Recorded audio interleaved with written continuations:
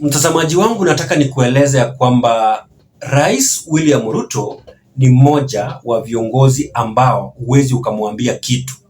Yaani ni rais ambaye akishaamua kufanya kitu lazima atafanya, iwe hicho kitu kinafuata sheria ama hakifuati sheria.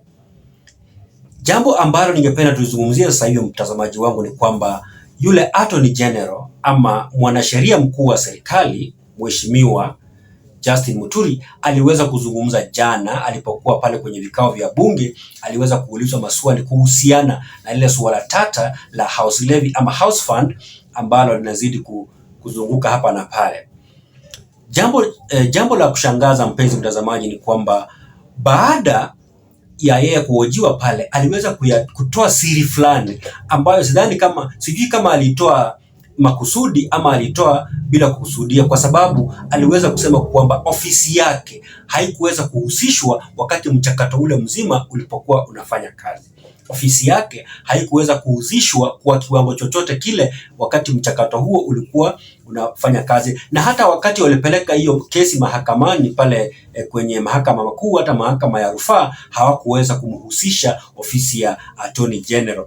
Ningependa mpenzi mtazamaji nikuchezee video hii uweze kumsikiza vile Muturi anazungumza hapo, lakini kabla nikupeleke pale, iwapo unanitazama kwa mara ya kwanza, na kuomba bonyeza alama ya subscribe na pia bonyeza alama ya kengele ili tutakapotoa uchambuzi kama usiku zijazo, basi utakuwa wa kwanza kupokea kwa njia shwari.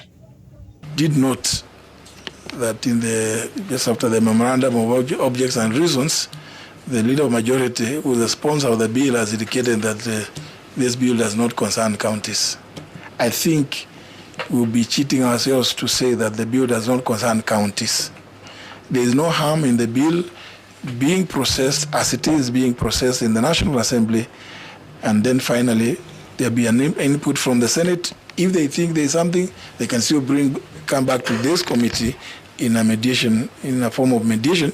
Should they introduce conflicting provisions that the National Assembly may not be in agreement with? Nafikiri kwamba mpenzi mtazamaji umeweza kumsikiza hapo, na kuna baadhi tu ya kesi ambazo serikali imeweza kupoteza kotini ambazo ningependa nikutajie sasa hivi. Kuna kesi mingi sana serikali imeweza kupoteza, lakini nitakutajia baadhi tu ambazo serikali imeweza kupoteza. Na kitu cha kwanza, mimi kama mchanganuzi wa masuala ya kisiasa nataka nikuambie kwamba wakati unaona serikali inapoteza kesi mahakamani kila kuchao, inamaanisha kwamba serikali hiyo imepoteza mwelekeo na pia serikali hiyo haifuati sheria. Kesi ya kwanza ambayo ningependa tuzungumzie ni ile kesi ya house fund ama house levy. Kesi hiyo serikali imeweza kushindwa kotini mara 3. Wakaweza kushindwa pale High Court, hiyo kesi ikarudishwa tena High Court, ikasikizwa mara ya pili wakashindwa, wakateua jopo la majaji 3 kutoka Court of Appeal ama mahakama ya rufaa pale, serikali ikaweza kupoteza. Kwa hivyo kwa kesi moja serikali imepoteza mara 3. Kesi nyingine ni ile kesi ya kupeleka polisi pale Haiti.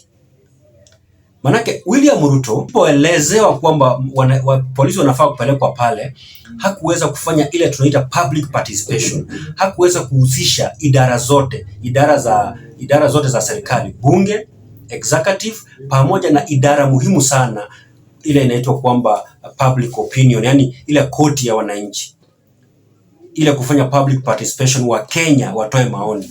Hakuweza kufanya hivyo. Kwa hivyo hiyo kesi pia serikali ikaweza kupoteza.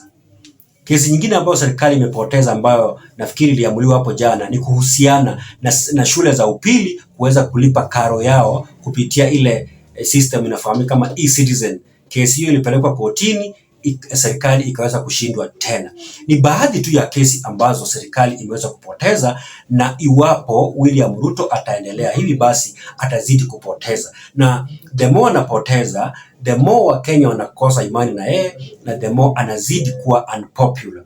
Na anapozidi kuwa unpopular, hata nchi za kigeni ambazo zilikuwa zinamchukulia kama kiongozi ambaye ni kiongozi shubafu, kiongozi ambaye ni kiongozi very serious, watamuona kama mtu ambaye hafuati sheria na ni mtu ambaye haelewi anachokifanya. Kwa hivyo hayo ni mambo ya ajabu sana ambayo yanazidi kufanyika hapa Kenya, na hiyo inaonyesha wazi kwamba serikali hii hakuna mahali inaenda.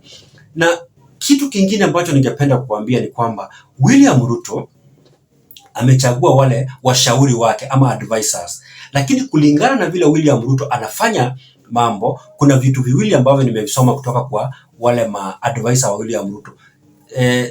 Jambo la kwanza ambalo nimelisoma pale, it's either wako pale tu kama rubber stamp, William Ruto ndiye anajishauri na kuamua kila kitu ambacho anafanya, ama hawa ni wale watu ambao wako pale kumfurahisha rais. Kazi yao ni kusema yes sir, yes sir, bila kumwambia ukweli.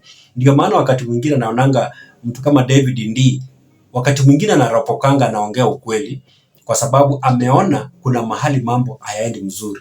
Kwa hivyo hayo ni mambo mawili ambayo nimeangalia pale na nikaweza kuyaona.